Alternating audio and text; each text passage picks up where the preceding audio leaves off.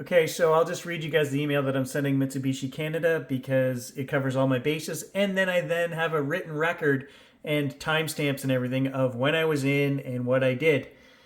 So, DB Cam procedure Gary Reed sent to Mitsubishi Canada as well as the local manager Jason. I am sending this email to have a written request for my car to have its DB Cam self-smoothing procedure done on my 2018 Mitsubishi. I have brought the car into North Bay Mitsubishi twice this year, and both attempts to complete this procedure failed. This is not a new problem. Last year the car was brought in 5 times, and a technician had to be brought up from down south, and the car was in the shop for 11 days before the procedure was completed. I was told at that time that the issue of the car not accepting the procedure was no longer going to be a problem. We are now at 25,000 kilometers, and as per your maintenance schedule, the car is due again for this procedure, yet the car will not accept the procedure. This car has been sitting on the North Bay Mitsubishi lot now for 50 days. It was brought in on August 12th after a 5th RBS EVS system failure. We are waiting for parts for the air conditioning compressor to be replaced. I am requesting that Mitsubishi Canada step in and help facilitate the procedure getting done to my car again, as it was a technician they supplied last year that finally managed to get it completed properly. Jason said he may have to send the car down to Barrie unless a tech can be sent north. Please advise me as to the solution to this ongoing problem. Thank you, Gary C. Reed. Now again, I'm sending them this email, but they're refusing to communicate with me because I threatened that legal action was pending because my car's been sitting down there for 260 some days on the lot and they can't seem to get it fixed. And, you know, it's the same old problem we have of they're saying it's the local dealer says it's their problem, and they can't figure it out between them. And so because I mentioned legal action, Mitsubishi Canada told me, we're not talking to you anymore. Video's on the channel. I recorded that conversation. It is the worst customer service ever.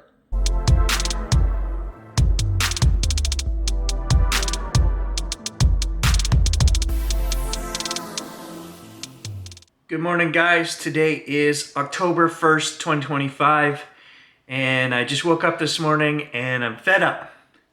This is a PHEV video for the Mitsubishi 2018 Outlander that I own. It's been sitting down at Mitsubishi since August 12th, which is the last time that it crashed out and left me stranded on the side of the road.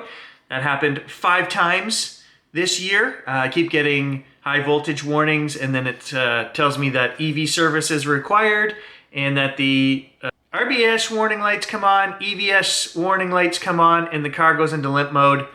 And this has happened 5 times now. So they had told me before that happened that they had checked every wiring harness, every bit of wiring in the car. All that was good. They had replaced the full HVAC system in the car. They had placed the gas tank and a bunch of sensors, because what happens is the check engine light comes on first, and then within a couple of days of that happening, the car shuts down and all these other warning lights come up. So I have been suspecting for a long time this is due to my battery, which is at a 56% maximum state of charge right now. Or it was when we dropped it off. It had 22.4 amp hours available out of 40 and 6.7 kilowatt hours out of 12. 56%. Now that's when we dropped it off. It's been sitting down there unattended in their lot now since August the 12th. So over a month and a half. In fact, I'll calculate exactly how many days that is and put it on the screen right here. My concerns are that A, the car is sitting and nobody is even looking at this. Of course, it's just sitting there. So the battery's been depleting this entire time. The starter battery's been depleting this entire time. They're not going to hook it up to anything. I know this. So today I want to go down there, take a look at my car, hook up the Watchdog app on my phone to it, get new readings for it, and I'm going to demand that they do the DB cam procedure before I get it back. We're waiting on parts because they're going to replace the air conditioning compressor, apparently. Now, why I find this suspicious is because they told me that they had already checked all of these systems and that they were all good, all the wiring harnesses and wiring were good. And then when I talked to the technician, he told me that they've replaced everything in that car that they can. The only other suspect would be the air conditioning. We know from the 5 times that I've used it, the car has never had air conditioning on when it's gone into limp mode. Why? Because I don't use the air conditioning in that car. It still works. We do test it occasionally, and I might use it 1 out of 30 days or or even less, only when it's really super hot. You guys know that I've always been one to ride that car with no heat and no air conditioning as long as there's battery power available. And that's the whole point of this channel and me driving that car, was to always maximize my distance. And I just never use that. I roll the window down. So, but it does work, and it works fine. It's ice cold. Never had a problem with it. It's never caused any glitches to my knowledge, but this is where they're at. And I find it suspicious that they told me the last time I called in and I said, what's going on with the car? It's been sitting down there. At that point, it had been sitting down there 25 days, something like that. Well, they said they were going to give the car to the technician to drive again because they needed to get this fault to trip again, because mysteriously enough, for the first time ever, the car reset itself. When that warning system comes on, I've always had to bring it to the garage and they would have to do their computer reset on it to get rid of those. And then it's just a matter of time before it pops back up on again. Whatever is causing this to trip, this high voltage warning, whatever instance is that happens that causes that to trip, then it just happens again. And it's a repeatable cycle because they're not addressing the problem with the car.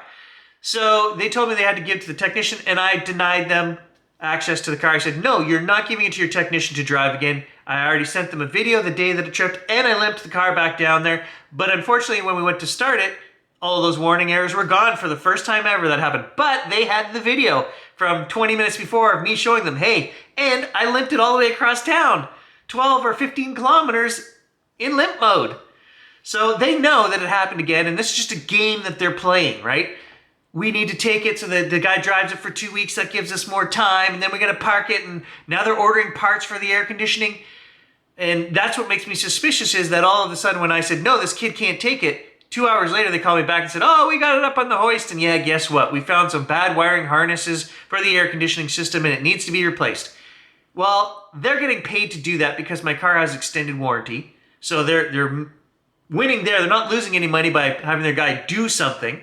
It is good that something's being done because then I can take it and test it, and they didn't just reset it. However, I believe there is nothing wrong with that air conditioning system, that they really didn't find anything wrong with it. They don't show me any pictures saying, hey, look at this, right? There's nothing on record showing that. They're getting paid to replace it. It's the next and final step, according to this technician of theirs, that they can do. It's the last thing to replace before we get down to the nitty-gritty, to the final, hey, Gary has been saying it's battery problem for the last 4 years. We've seen this degrade faster than it should.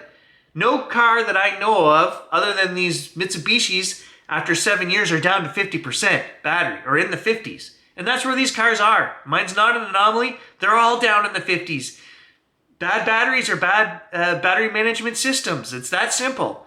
So today, I'm going to go back down to Mitsubishi, and I'm going to get the numbers off my car. We're going to take a look at my car. The tires still have air in them. What's going on? What does it look like sitting there? Then I'm going in to talk to them and to say, they need to do the DB cam reset on this car before I take it back, because it was also brought in for that the last time we brought it in.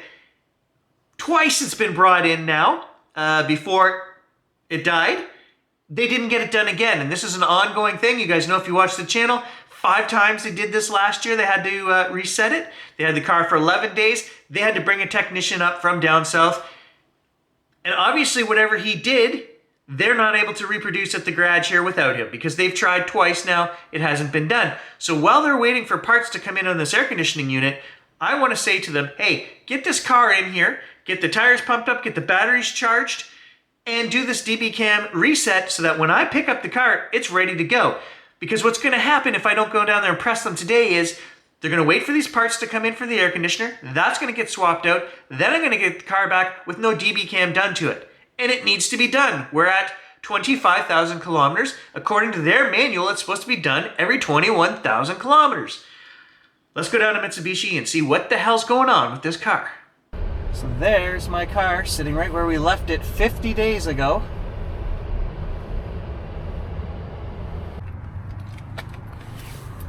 All right, let's get in and check some stats.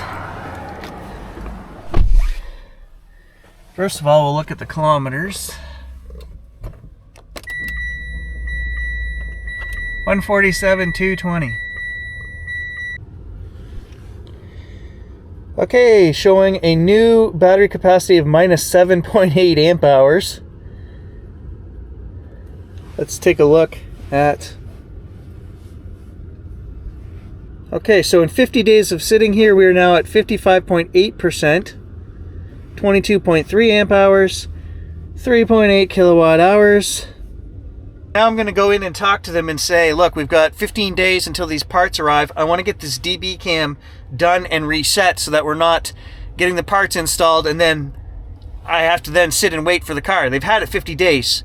They should have got this car back in there on their own accord and tried to resolve that problem, and they haven't. They just wouldn't. They're not getting paid to do that through my warranty, so of course they're not going to touch it, right? But today, I'm demanding that that's what they do. They've got to resolve that issue as well as this RBS EVS system error, okay? They both are tied together in my mind. Prove me wrong. Fix the one and see if the other one stops or not. Okay, so I went in and talked to Gina at Mitsubishi. She told me that she's actually been starting my car every week, and I believe her. She said, oh yeah, we go out, that's part of our routine, so they are actually starting the car and letting it run for a few minutes. I did think the gas was even lower in the tank, so anyway, I have requested that they do this DB cam procedure to the car before I pick it up, and lo and behold, they no longer have a technician. He quit. He went home. So now we've got to wait for the new guy to go get his training. But I went and talked to Jason, who was actually there this morning, and we're going to put in a request to have this car shipped down to Barrie to do the DB cam. And I don't know if they're doing the air conditioning compressor swap down there as well, because I don't know if they need an EV tech to do that or not. I don't know. But he asked me, do I have your permission to trailer the vehicle down there to Barrie and get this work done? I said, yes. Now, in my mind, we need to resolve this DB cam issue that the car will not accept that update, because in my mind, that is part of this whole RBS EV system failure, right? They're connected. It's a battery issue in my mind. So I need Mitsubishi to prove to me that that in fact is not the case. Let's get the car updated. And I have to state that just because if they manage to get this done doesn't mean that that issue has gone away. They had this procedure done last year after 11 days and bringing the tech up and 5 attempts. They got it done. And they told me this will never be a problem again. And then here we are, now 25,000 kilometers later, I need it done. They've tried twice. They can't do it. Car will not accept it. This car has not accepted that update. This is the 4th year. So in my mind, there's something with the battery. There's something wrong with this car that it won't accept that. So for starters, before I take this car back from them, they need to show me that the DB cam cell smoothing procedure has been done and get the new air conditioning compressor in there and ready to go. Then I'm willing to take the car and drive it until it fails again, which I believe is what's going to happen here, because it's not an air conditioning problem, guys. It's a battery problem. It's been a battery problem for 4 years now. I may have also heard through the rumor mill that there's a couple other guys in the neighboring town with their car in the shop that have the exact same problem that mine does right now, and the dealership there can't resolve their issue either. So I'm hoping that there's going to be a whole bunch of these cars pop up here with this same RBS EVS problem, and Mitsubishi's going to have to accept responsibility and look at this. But again, that's just a pipe dream, right? I can only do what I can do fighting by myself right now. I don't have these guys' information. I don't know how to get it. And so it's a one-man show. But I'm going to try to get their information.